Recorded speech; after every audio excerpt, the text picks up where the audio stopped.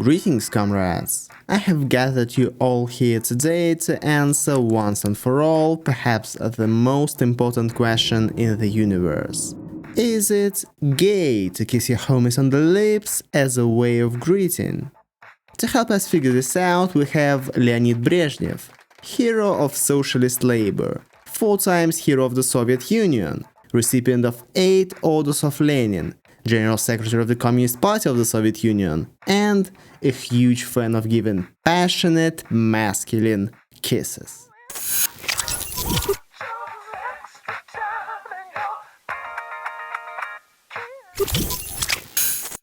Leonid Brezhnev was indeed the chief expert in what the Western media called the socialist fraternal kiss. And in the USSR this move was called Triple Brezhnev. A kiss on both cheeks and a final kiss on the lips. His victims included Palestinian leader Yasser Arafat, GDR head communist Erich Honecker, US President Jimmy Carter, legendary chess player Anatoly Karpov, and the entire Soviet ice hockey team. Why did the elderly Secretary General acquire such a fondness for kisses, and why on the lips? In fact, Brezhnev was not as unique in this sense as is commonly thought. The Russian tradition of triple kisses itself dates back to ancient Russia, and kissing on the lips between 2 men was usual, for example, back in the days of ancient Rome. They say even boxers and wrestlers would touch lips briefly before starting fights. If we talk about Slavic traditions, some sources claim that in the days of the pagans there was a weird ritual when a welcoming master of a house gave his guests wine to drink from his mouth. This way he showed that the wine was not poisonous and was safe to drink. In Old Rus, after the establishment of Christianity, kissing served as a kind of an oath. This is how the post of Tsalovalnik, basically kisser, appeared. It was a county or town official who served as a kind of a police officer or a judge. The name comes from the fact that before taking up his position, such a person promised to work in good faith and solemnly kissed the cross. Russian merchants kissed to seal their deals. According to historians, this is also what Ivan the Terrible did. A Tsar's kiss was used as a replacement for his signature during negotiations with foreign ambassadors.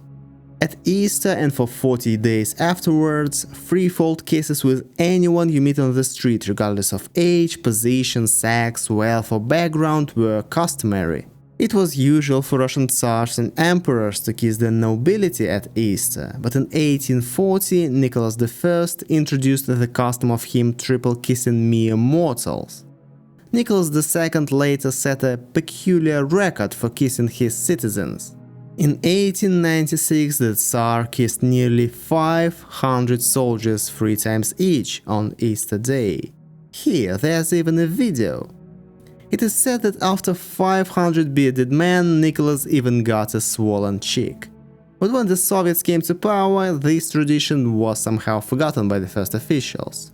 Although, here is Joseph Stalin carefully evades a passionate kiss on the lips performed by pilot Valery Chkalov in 1936.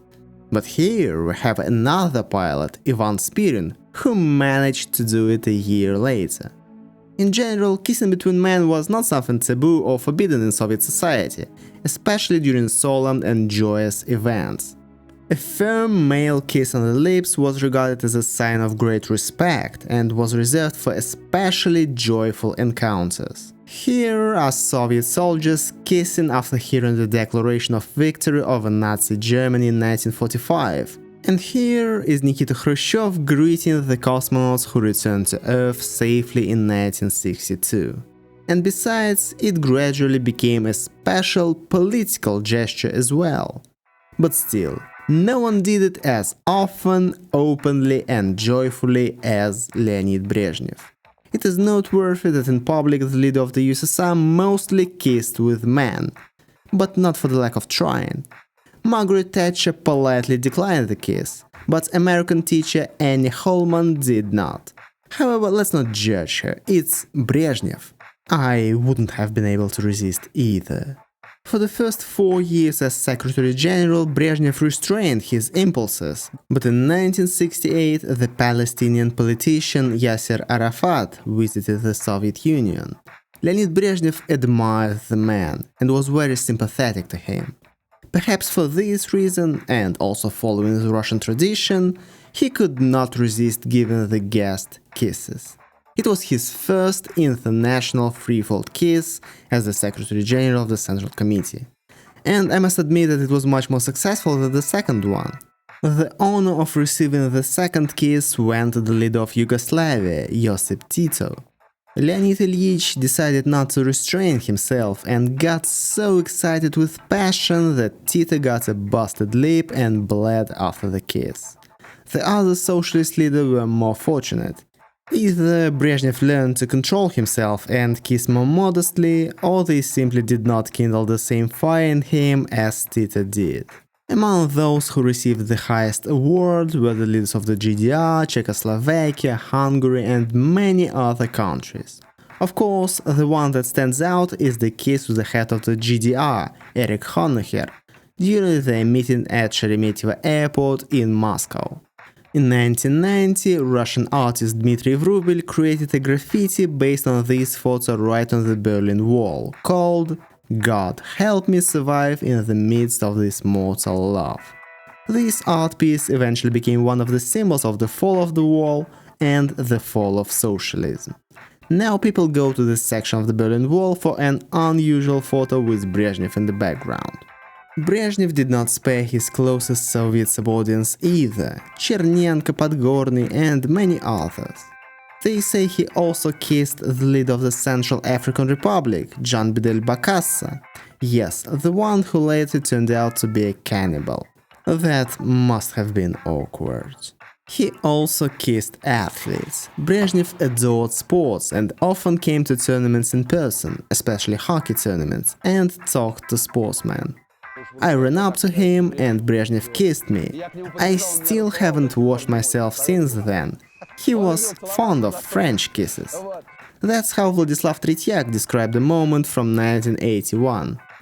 Phil Esposito, on the other hand, did not get the legendary kiss. The Canadian decided to get the Secretary General's attention, if only from afar. During the match, he fell on the ice, looked up, and caught the intense gaze of Brezhnev. Phil immediately sent him an air kiss. Brezhnev did not react. The only female leader to be honored with this gesture was Indira Gandhi. Judging by the photo right afterwards, both parties were pleased. So who are these heroes who managed to avoid making out with the Soviet leader? There are only 3 of them in this elite group, and is a very diverse bunch. First, Iron Lady Margaret Thatcher, who just dodged Leonid Ilyich's lips. The Romanian leader Nicolae Ceausescu, who was known for his squeamishness, directly refused to embrace and kiss Leonid Ilyich. And the most creative way was found by Fidel Castro.